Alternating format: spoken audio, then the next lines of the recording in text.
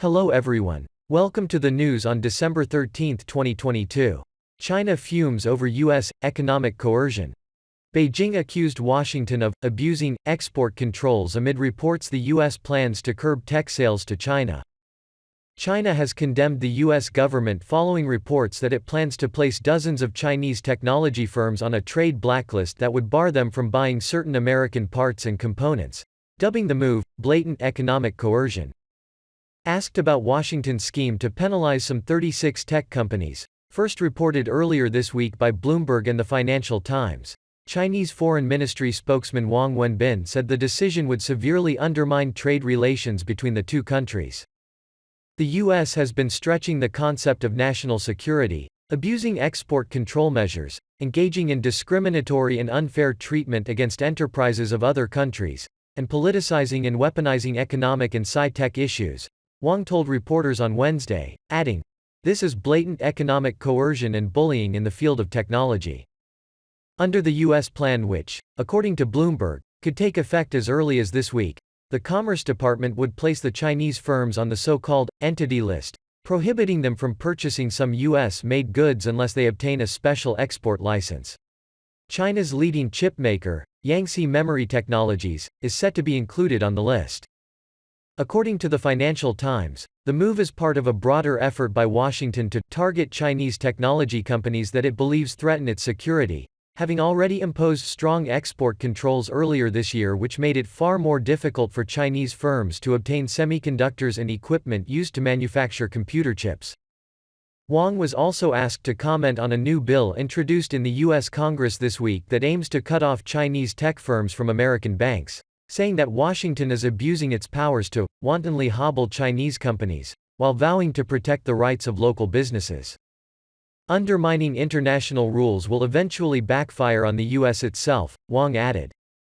Since taking office, President Joe Biden has pursued many of the same hostile policies toward China as his predecessor, Donald Trump. In addition to continuing a low-level trade war largely targeting technology companies, Biden has sent American warships through contested waters off China's coast on a near-monthly basis, while also ignoring repeated warnings by Beijing to cease all direct diplomatic contacts with Taiwan, which China considers to be part of its sovereign territory. Scholz offers excuses for his own failures. The Russian Foreign Ministry has reminded the German Chancellor of his predecessor's recent Ukraine revelations.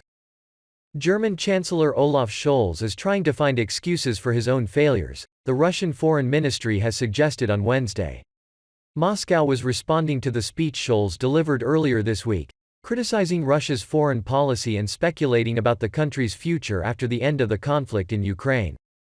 At a meeting of the Eastern Committee for German Business, OA, a trade association focused on relations with Eastern Europe, Scholz claimed the Russian government would need a chance to restart economic cooperation, in another time when this is possible, once Moscow is defeated in Ukraine. The Chancellor accused President Vladimir Putin of trying to recreate a Russian empire, adding that Moscow must not win and will not win, either, in Ukraine. Commenting on the Chancellor's remarks, Russia's foreign ministry said Moscow will never ask Berlin for anything, adding that German politicians must understand this once and for all. Scholz effectively tried to excuse the German government and himself for the Russian direction policy failures and the growing economic problems in the country, the statement claimed. Let Olaf Scholz himself be responsible for business belt tightening to the detriment of its own interests. The German Chancellor did not say a word about the admission of his predecessor, Angela Merkel, that Berlin and other Western capitals have always seen the Minsk peace agreements solely as an opportunity to get time to ready Kiev for a war against our country, the Foreign Ministry said.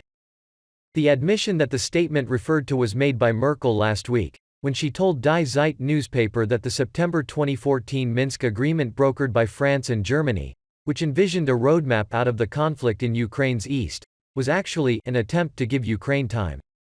Merkel's words echoed statements made earlier this year by former Ukrainian President Pyotr Poroshenko, who also acknowledged that Minsk was a ruse to buy time for a military buildup.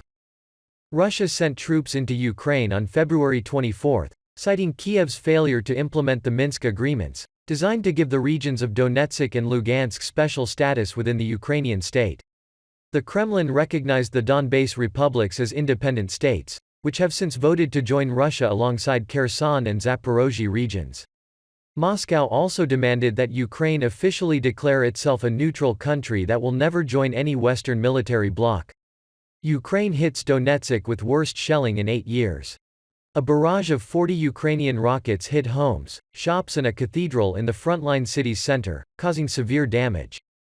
The city of Donetsk has been subjected to the largest-scale Ukrainian artillery attack since the region rebelled against Kiev in the wake of the 2014 armed coup in Kiev, local officials have said. A cathedral was among the buildings hit by Kiev's artillery.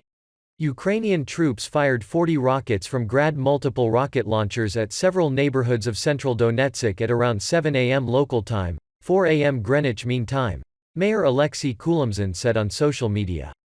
Several conventional shells also hit the city both before and after the barrage, he added. Official images following the strikes show damaged buildings and cars among widespread destruction. The central dome of a cathedral was hit, judging by the photos. At least one projectile landed near a school, while others struck homes, shops and a children's playground, according to the mayor. Kulimzin said at least 6 people were hurt during the shelling. Some are reportedly trapped under the rubble, with emergency crews now working to get them out, TASS news agency reported, citing the city rescue service. On Wednesday, a watchdog recording attacks by Ukrainian troops on targets in the Donetsk and Lugansk People's Republics estimated that over 4,500 civilians had been killed in the two regions since mid-February, when Kiev intensified its strikes, before the Russian military intervention. Inflation in Finland hits 40-year high. The jump in consumer prices was reportedly driven by soaring electricity costs and rising mortgage rates. Annual inflation in Finland accelerated to 9.1% in November, according to official data released on Wednesday.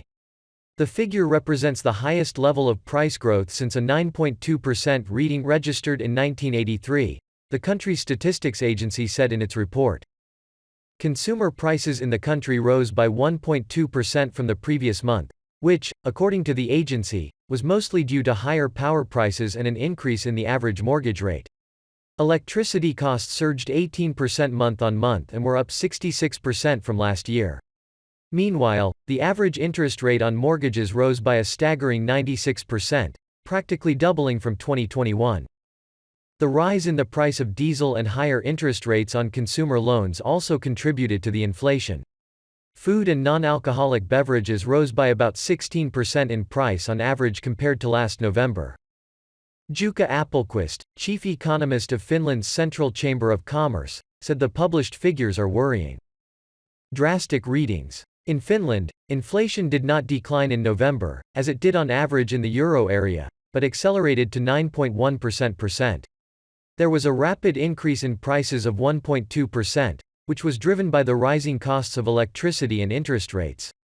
Neither factor is slowing down quickly, Appelqvist wrote on Twitter.